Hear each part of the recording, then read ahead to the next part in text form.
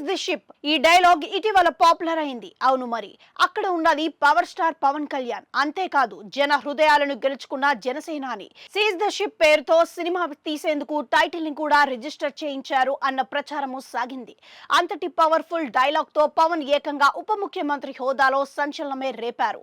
అయితే Pawan seize the ship అన్నారు, కానీ ఆ తర్వాత ఏం జరిగిందన్నది మాత్రం ఇప్పటిదాకా తెలియదు. ఎందుకంటే రాష్ట్ర ప్రభుత్వ అధికారులు ఎంతవరకు ఉన్నాయి, షిప్ ని సీజ్ చేసే రైట్స్ ఉన్నాయా అన్న చర్చ కూడా సాగింది. దాంతో పాటుగా కాకినాడ పోర్టు నుంచి బియ్యం అక్రమంగా రవాణా అయిపోతుందన్నది కూడా ఒక పెద్ద చర్చగా సాగింది. అక్రమార్కుల భరతం పడతామని కూడా కూటమి ప్రభుత్వం చెప్పింది. అయితే ఆ దిశగా యాక్షన్ జరిగిందా లేదా అన్నది కూడా ఎవరికీ తెలియదు. ఈ నేపథ్యంలో ఇప్పుడు ఆసక్తికరమైన విషయాలు వెలుగులోకి వచ్చాయి.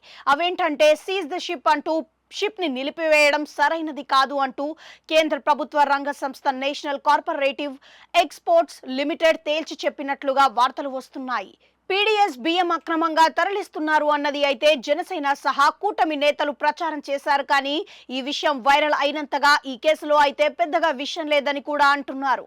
లేటెస్ట్ గా అయితే కేంద్ర ప్రభుత్వ రంగ సంస్థగా ఉన్న నేషనల్ కార్పొరేటివ్ ఎక్స్పోర్ట్స్ లిమిటెడ్ దీని మీద రియాక్ట్ అయింది. ఆకలిని నివారించడానికి ఆఫ్రికా దేశంలో చేసుకున్న G2G ఒప్పందానికి విఘాతం కలిగించవద్దు అంటూ national cooperative exports limited AP ప్రభుత్వానికి అలాగే కాకినాడ కలెక్టర్ కి తాజాగా లేఖ రాసినట్లుగా చెబుతున్నారు. ఫోర్టిఫైడ్ రైస్ తాలూకా ఆనవాళ్లు ఉన్నాయన్న కారణంతోనే బియ్యాన్ని స్వాధీనం చేసుకుని ఎగుమతి కాకుండా అడ్డుకోవడం సరైంది కాదని కూడా నేషనల్ కార్పొరేటివ్ ఎక్స్పోర్ట్ లిమిటెడ్ స్పష్టం చేసిందని అంటున్నారు.